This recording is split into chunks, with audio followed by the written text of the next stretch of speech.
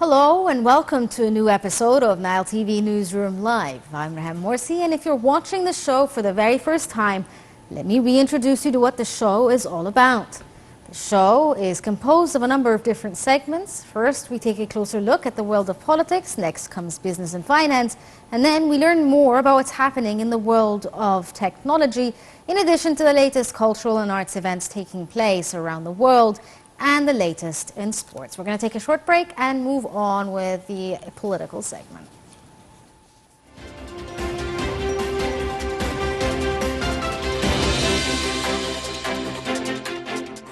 Welcome back. We're starting off with President Abdel Fattah al-Sisi is saying that solutions to problems need continued work, patience and sacrifice.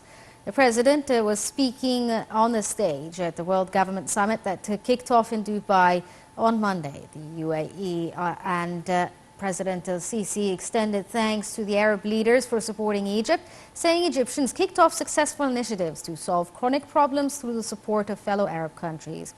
Citing examples of Arab support, the president said the UAE offered substantial help to Egypt to bypass oil shortages prior to the June 30th revolution.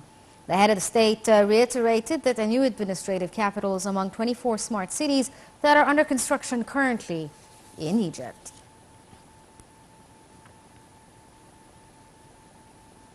Still on the World Governance Summit, President Abdel Fattah al-Sisi on Monday said that Dubai's progress is an inspiring development model for the region, hailing the distinguished invitation extended to Egypt to attend the World Government Summit as a guest of honor.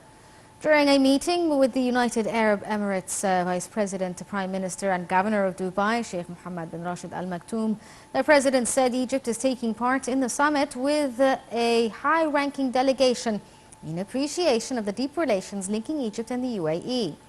Presidential spokesman, Councillor Ahmed Fahmy, said that Sheikh Mohammed bin Rashid, for his part, welcomed the President's visit to the UAE, stressing that the Emirati people highly appreciate the role Egypt plays in its government and people.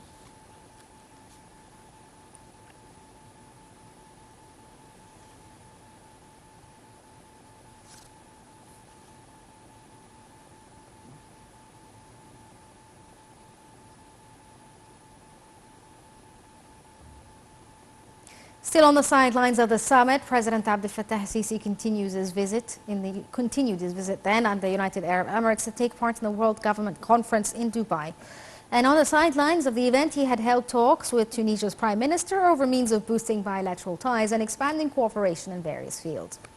He said Cairo backs development and reform efforts by Tunisia's Kais Saied.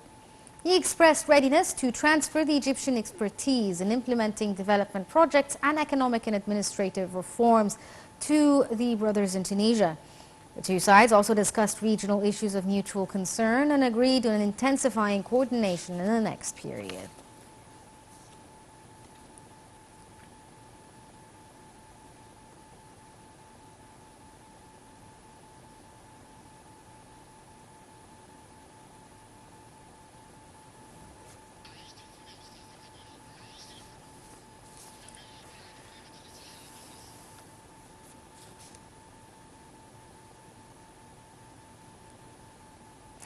Next up, regionally, the Palestinian President Mahmoud Abbas will take part in an Arab League conference in Cairo to support Jerusalem. Palestine's Ambassador Diab Alloul said. The conference comes in the wake of the forming of a right-wing Israeli government that seeks to destroy the two-state solution and is said to be attended by high-level representations from Arab, regional and international bodies. Palestinian ambassador said Abbas's participation in the conference aims to counter the practices of Israeli occupation forces in light of the recent violent and ferocious attacks on Jerusalem and its Islamic and Christian sanctities, and amid a rise in the Israeli attempts to Judaize the holy city. The Palestinian leader will shed light on the suffering of Jerusalem residents and their right to defend their lands and their steadfastness in the face of occupation in a bid to garner Arab and international funding for a number of investment projects in the health, education and housing sectors, as well as women's empowerment.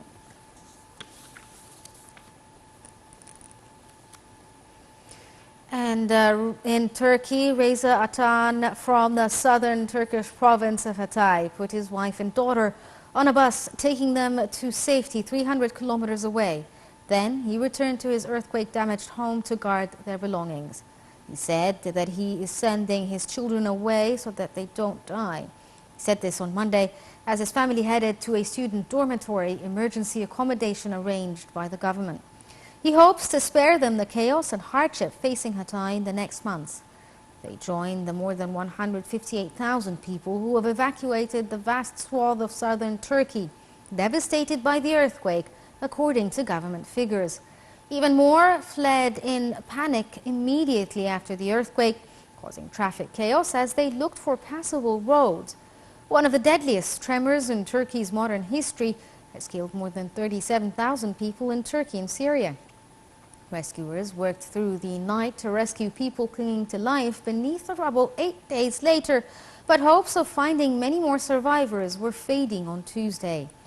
Hundreds of residents are leaving Hatay province daily, unsure of whether or when they will be able to return.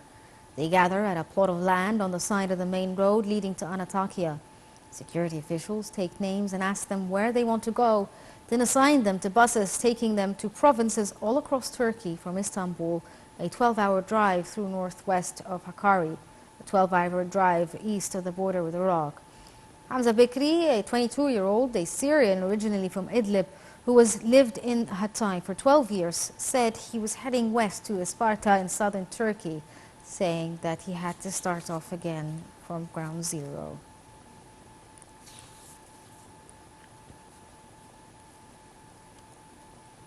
Over in neighboring Syria, a 9-year-old Syrian survivor of the quake with a disability, Ahmed, wakes up at night and shouts earthquake every time he hears a loud sound. The child is praying to God all the time. He was really terrified and scared, his father Hassan Muad said. Scared of spending time at home due to the trauma and because of cracked walls within their buildings, his family relocated to a makeshift shelter in a school run by UNICEF, where psychological first aid is provided. Providing toys and activities like dancing, dozens of UNICEF volunteers are helping children who lost their homes or loved ones cope with the traumatic event.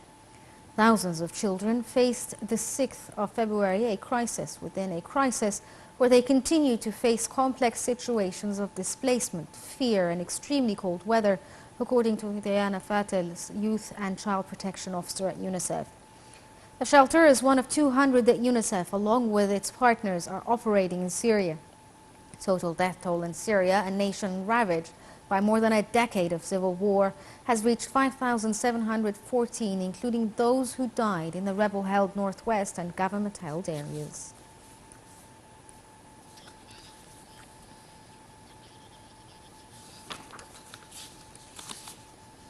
ده خبر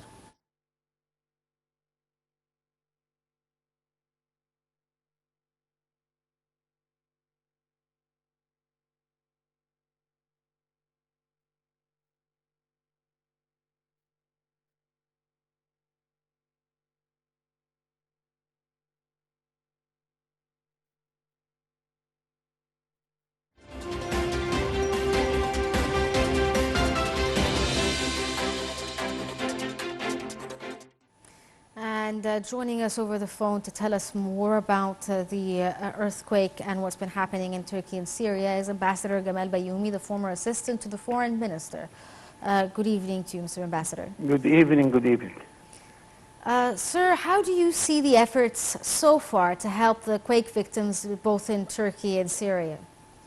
Very sad story, and all our hearts with our brothers in Turkey and in Syria. Of course, we wouldn't save any energy to help them, and I see that all over the Egyptian community, we are all of us are trying to help as much as we can. The government started already by sending some help, whether of medicine or some other necessary things for this earthquake. Really, this is something we haven't seen in decades in our area. Syria is very dear to us. It was a part of our country during the unity between Egypt and Syria. I am one man who is visiting Syria very much, and I hope really all the best for the Syrian brothers. Yes. Turkey also is another brother country in the Islamic Forum, and really this is a disastrous case. We are all supporting what's happening, and it was very good from our president to talk to Yes. the two presidents, the president of Turkey, Erdogan, and the president of Syria, Bashar al-Assad, to show that we are there, we are for them, but nothing can solve the problems of the hundreds of children who lost their families. It is really a severe disaster, and I hope God will help us to and help those people in this tragedy. Yeah, sir, like you were saying, this is a tragedy all around. But it seems that Syrians to be disproportionately affected by the lack of help, which is compounded by the war and the refugee crisis. I know that Egypt is one of the first countries to provide aid to Syria, along with other Arab countries, but the rest of the world seems to be turning a blind eye towards Syria. Do you think that this trend will continue on, or will they start opening up borders to help out the Syrians as much as they are helping out the Turkish? This is another sad story, because we see that in some Arab countries nowadays, people are fighting each other. Syrians are fighting Syrians. Libyans are fighting Libyans in Yemen, in Sudan. And this is not the best time for the Arab world, as a matter of fact. Thank God that there are many Arab countries who are still standing on strong foot to help the others. But really, you are right to mention this problem in Syria, because if we want to help them, who we shall send our help? The central government is fighting the other part of the country. But the good thing about Egypt, that always Egypt has very good contacts with all the tribes, with all the parties, so we can talk to everybody. But there is a logistic problem, because where you are going to send the aeroplanes carrying the necessary things. It's complicated, and I hope, of course, that our government have many ways in order to penetrate this situation. But you have many than 3-4 armies, foreign armies are occupying parts of Syria. Yes. Israel is occupying the Golan. There are American forces, French forces, Iranis, and so on. So it is highly complicated, really, and I hope that we can help them. But mentioning what you said, that the whole international community, especially the West, and the NATO countries and the European Union countries are helping Turkey much more because of this complication, of course, but also because Turkey is very important for the Atlantic. It is the front border for the Atlantic towards the Russian Union. That's why they will not hesitate to help Turkey. Yeah, but like you were saying, sir, that yes, the European Union and the Western community in general is more focused on Turkey, but Turkey as a country is much better off than the Syria is itself. I understand that the disaster is still a disaster anywhere in the world, but in the term of finances, Turkey is doing much better than Syria. Syria needs all kinds of help it can get. Yes, but our friends in the NATO and in the European Union, they do not think wisely like what you are saying now. They are, the main alliance to them is Turkey, and Syria is more or less not the best friend for the European Union or to the Atlantic.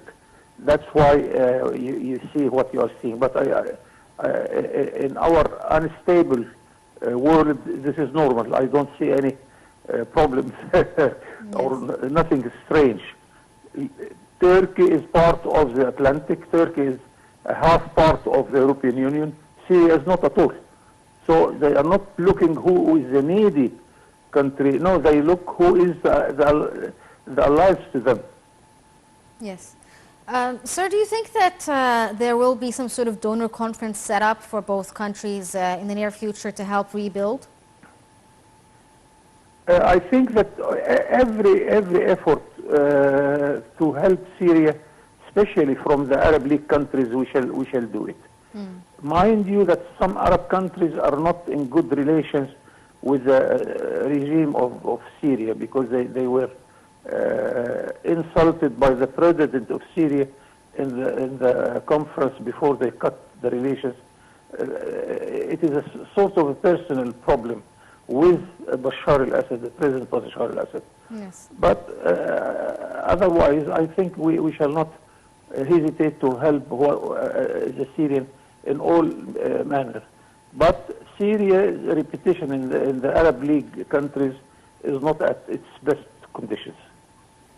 Yes.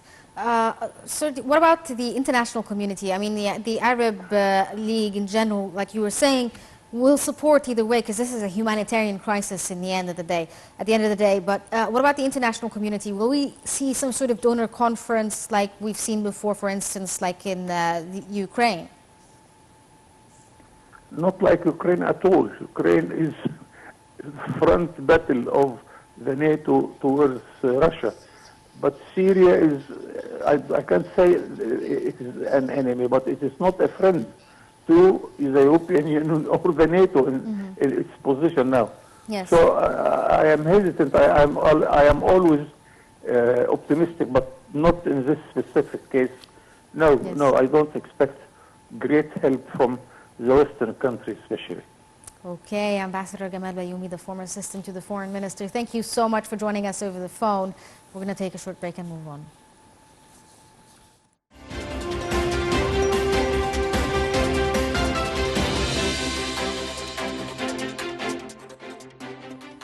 Welcome back. And in the public playground, still on Syria, in Gaziantep, Turkey, Syrian refugees who lost their homes in massive makeshift tents using covers, banners and cardboards. Rabi Al-Fahd has been trying to build a shelter for his family from the cold. He said he's not sleeping at night and trying to provide for his kids, adding that when the aid car shows up, 1,000 people in need rush to it, with what would then be left for them. He said that the situation is very bad. Another Syrian refugee staying with his family in the playground said he applied to receive a tent, but the time had not received anything yet. All the people who you see right now in the footage had their houses destroyed and have become inhabitable, and they hope that they can find a solution as soon as possible. The quake that hit Turkey last week was one of the deadliest tremors in the country's modern history, with a combined death toll in Turkey and neighboring Syria now exceeding 37,100 people who are left homeless.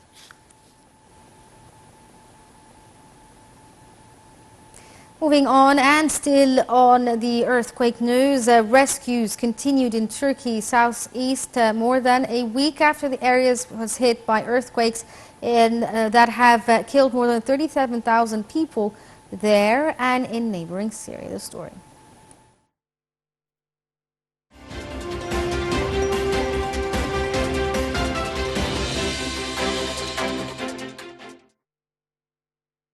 Footage released by Turkish authorities showed the rescue of a young girl named Miray and a woman in Kahramanmaraş. Rescues were cautiously trying to reach two more people trapped in a collapsed building. The head of a local volunteer healthcare team said they were digging with their nails one by one and slowly. Adding rescuers were doing their best to avoid further injuries to the survivors. Turkey's worst earthquake in almost a century has left a trail of destruction that could cost Ankara up to $84.1 billion US, whilst government officials put the figure at more than $50 billion US. Turkish Enterprise and Business Confederation said the main costs will be rebuilding housing, transmission lines and infrastructure, and meeting the short, medium and long-term shelter needs of the hundreds of thousands left homeless. In the Syrian seaside city of Jabla, resident Nader Fadir mourned his wife, son and one of his daughters who died when their house collapsed in the quake. He showed photographs of his disabled son Karam, who he said had overcome his health condition by swimming in the sea. Father and another of his daughters escaped their relatives' fate. The quake is now the sixth most deadly natural disaster this century, behind the 2005 tremor that killed at least 73,000 people in Pakistan. The rescue phase of the aid mission to Turkey and Syria is coming to a close, with the focus shifting to keeping people fed and sheltered. United Nations Aid Chief Martin Griffiths said during his visit to Syria's Aleppo.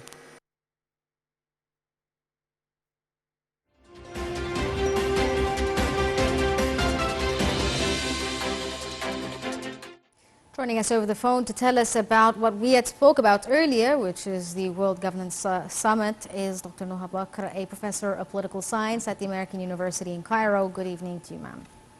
Good evening. It's a pleasure to be with you. Can you tell us what was important, or what is the important aspect about the World Governance Summit when it came to President Abdel Fattah el-Sisi's speech there? Well, the president has given a speech. He has had an interview with a broadcaster, and he had attended a round table with billionaires from startups. The three activities has been very inspiring. The interview was very inspiring, where he expressed the challenges that Egypt has met since 2011 and later in 2013, the difficulties. He showed gratitude to the Gulf countries for their support in the difficult times.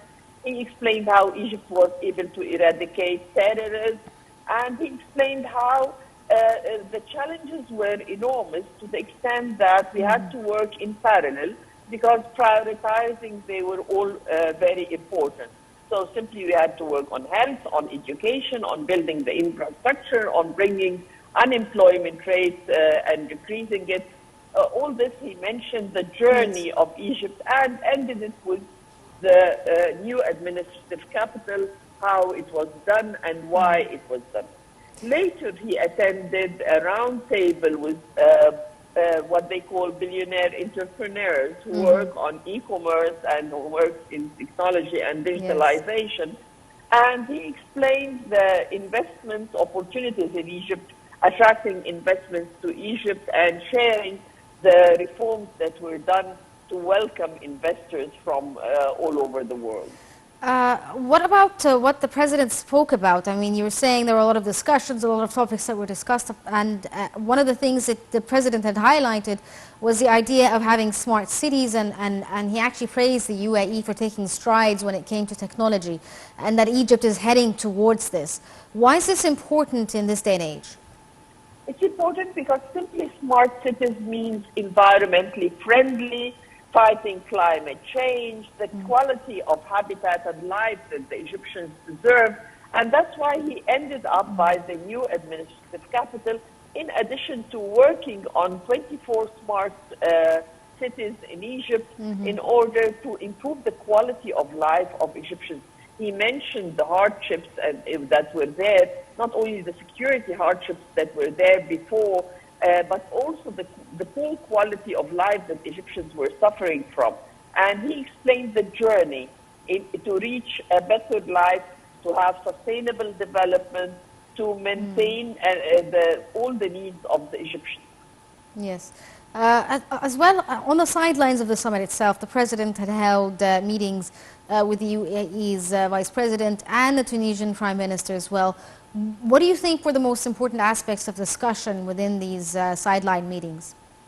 Well, of course, there were several discussions, mainly to discuss the economy, to discuss the attracting, what are the opportunities for investments in Egypt, what Egypt can offer investors, and how it's a gateway to all Africa, how Egypt is helping in the in solving the European crisis when it comes to energy. So simply it was showing that investment is a win-win, and what are the opportunities for investment. But also we had ministers from Egypt who were sitting with investors, who were also ministers for youth, so discussing youth issues in the region and how to give youth the opportunities on different levels, on economic and social and political levels. Also, we are in the government summit, they give 7 awards One of them is for companies. So we have 3 Egyptian companies who have won awards for innovation and for their role in making our world a better world. Okay, Dr. Noha Bakr, a professor of political science at the American University in Cairo. Thank you so much for joining us. We're going to take a short break and move on to the next segment of the show, which is business and finance.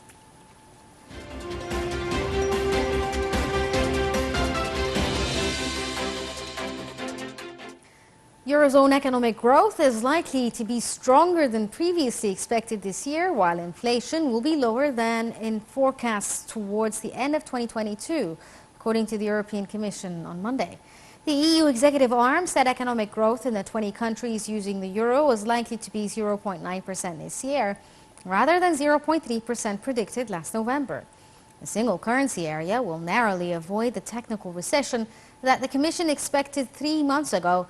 As for growth in the last 3 months of 2022 was 0.1% quarter on quarter, and the Commission expects a 0% figure in the first 3 months of 2023. The Commission said uncertainty surrounding the forecast was high, but risks to growth will broadly balanced.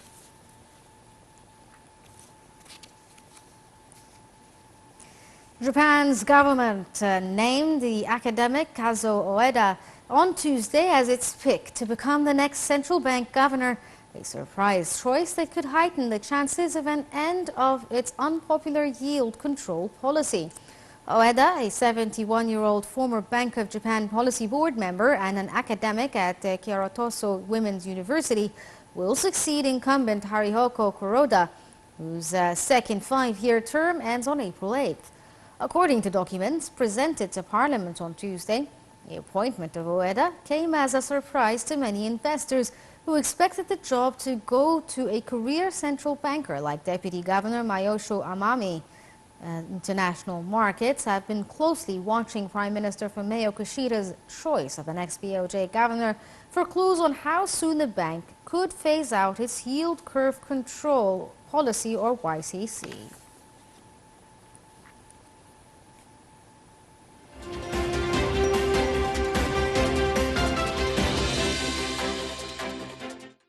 Moving on to the technology segment, the World Government Summit kicked off in Dubai on Monday with its 10th edition to tackle the next generation of governments and the use of innovation and technologies to address the many challenges of humanity.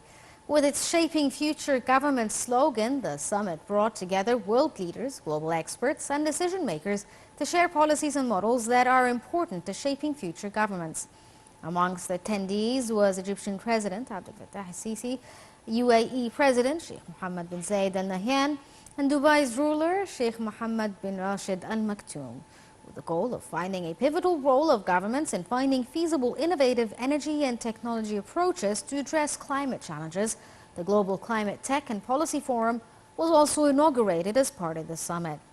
The Climate Tech and Policy Forum comes as a new push for the UAE on climate action as it gears up to host the COP28 climate conference in November. And still on technology, Bill Gates believes ChatGPT, a chatbot that gives strikingly human-like responses to user queries, is as significant as invention of the internet, adding that until now, artificial intelligence could read and write but could understand the content. The new programs like ChatGPT will make many office jobs more efficient by helping to write invoices or letters. This will change how the world works. These chatbots have also attracted the attention of U.S. lawmakers with questions about its impact on national security and education. ChatGPT was estimated to have reached 100 million monthly active users in just 2 months. Its ubiquity has generated fear that generative AI could be used to spread disinformation, while educators worry it will be used by students to cheat.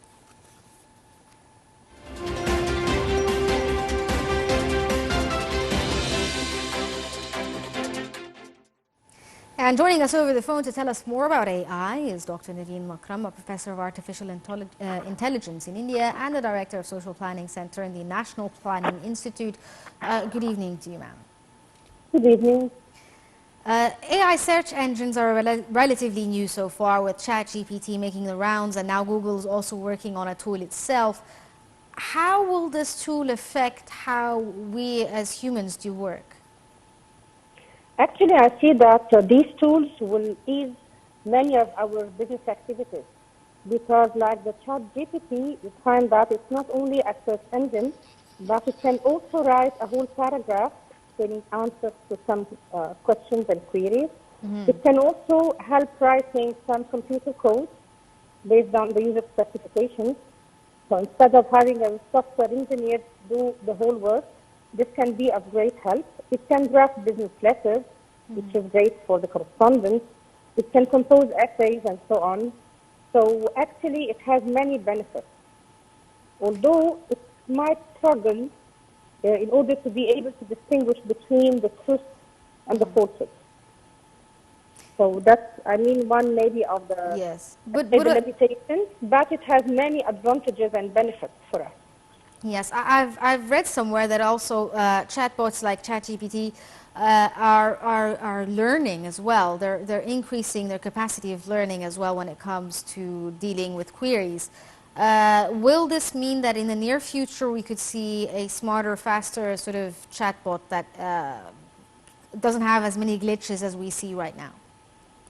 Yes, definitely, because they're making use of what we call the machine learning and the deep learning. So, you know, we kind of simulate the neural network by applying what we call artificial neural networks.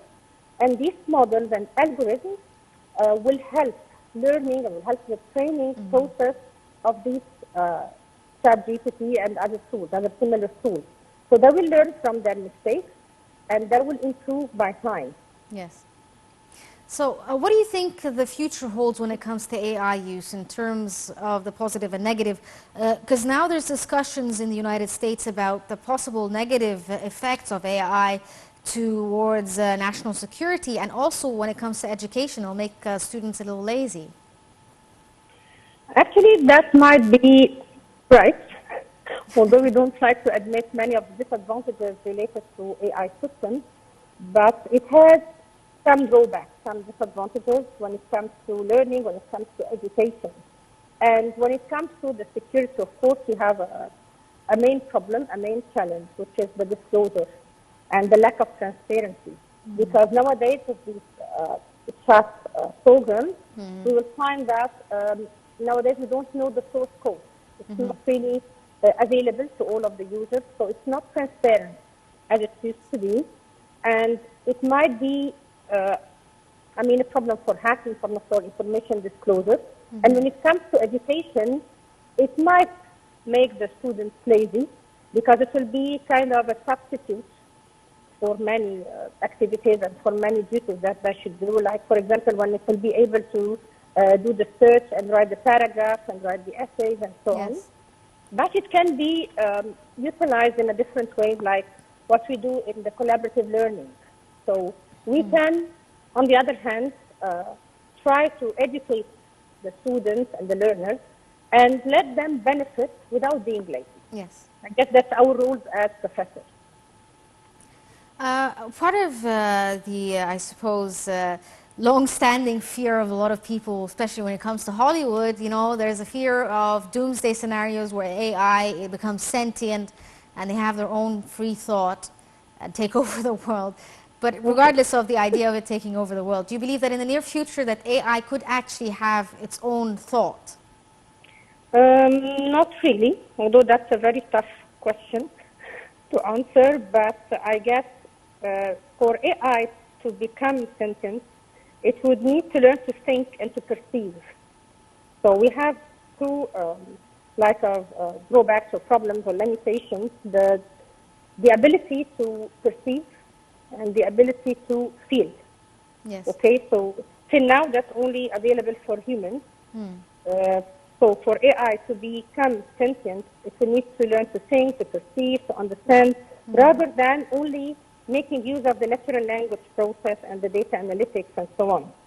So you will find that AI, till now, it can be trained to react to specific situations using natural language and other applications and other tools. However, the ability to have feelings and emotions, I doubt that this will be doable. Yes. In addition, the teamwork, for example, which is a very important part of the working culture in many companies, I think this still is not available Yes. to be done using the AI system.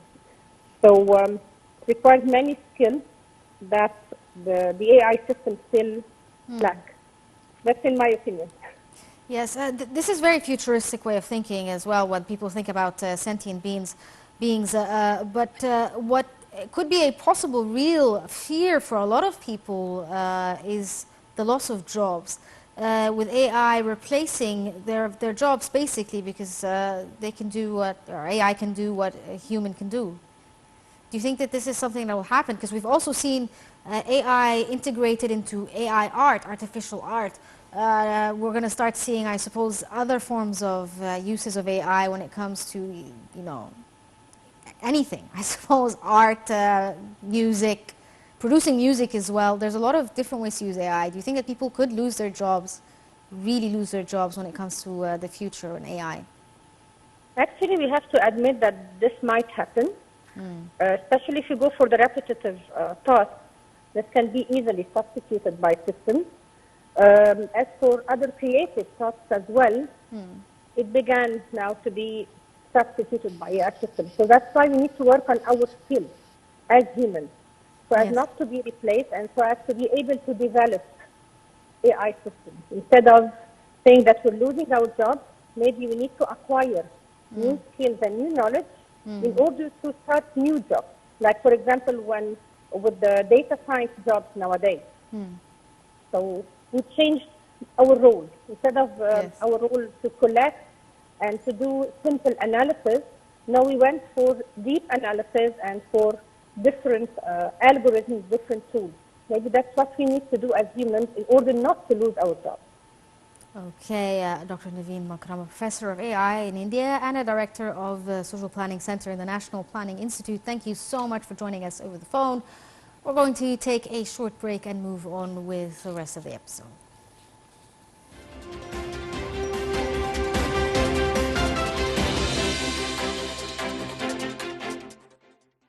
And since today is Valentine's, we had to have something on the show all about Valentine's, where over 70 couples in Thailand tied the knot on the back of elephants on Tuesday during a special Valentine's Day mass wedding event in the eastern province of Chonburi.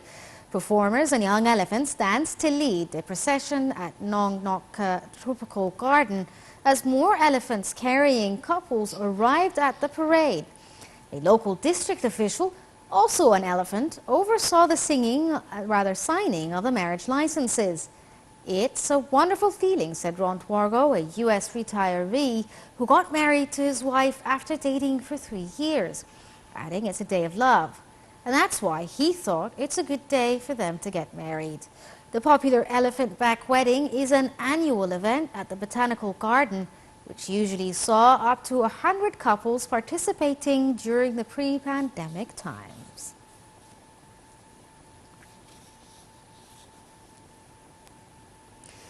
And Harry Styles was the big winner at the Brit Awards and Britain's pop music honours on Saturday, winning all 4 categories he had been nominated in a week after his triumph at the Grammys. Here's the story.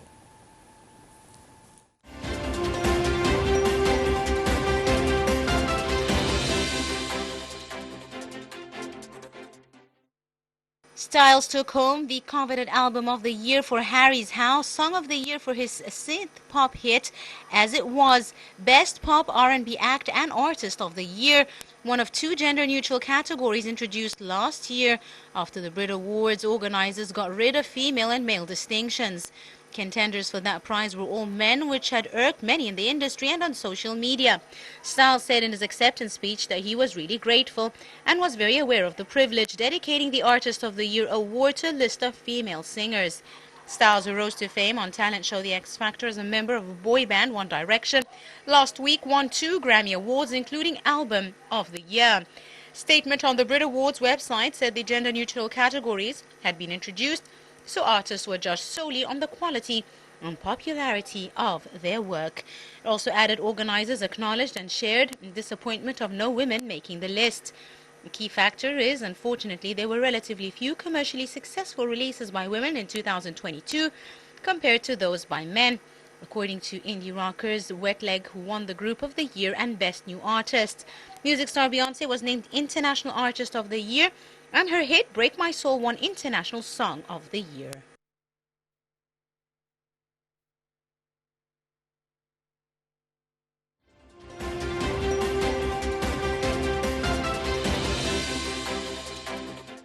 Moving on to sports and surfing, Carissa Moore made the most of her local knowledge as she won through the next round of the Hurley Pro Sunset Beach World Surf League event, which began on Monday at Oahu, Hawaii in the U.S. Moore maintained her form from winning the season opening round of the World Surf League less than a week ago, notching the highest score of the women's opening round at 6.83 out of the possible 10 to progress to the round of 16. Defending world champion Stephanie Gilmore of Australia also made a fine start. After failing to get through the first round in the season opener, she had no such trouble progressing this time. In the men's event, local star two-time world champion John Florence produced a superb performance, including a score of 8.33 to go through to the second round. 11-time world champion American Kelly Slater, 2 days after his 51st birthday, earned his first heat win at Sunset Beach since the World Cup in 2019, while Australian Nathan Ewing produced a score of 9, the highest of the day, to win through.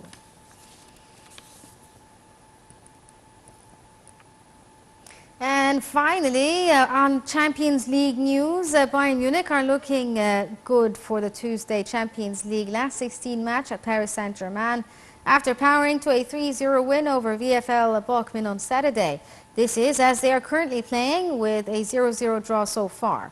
Having shown worrying shortcomings in the department this year, Paris Saint-Germain desperately need to get their act together if they want to stand a chance against Bayern Munich in the clash of 16 in the Champions League.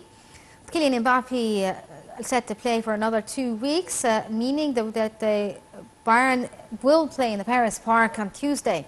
PSG are without one of their key match winners, which is Neymar, which is hugely disappointing against Monaco in the last weekend. Lionel Messi is also an injury doubt. Bayern have been rediscovering their form, scoring 8 goals in their last 2 Bundesliga matches. Not a good omen for PSG, who conceded 3 times at the weekend and also lost in the French Cup to Marseille earlier this month.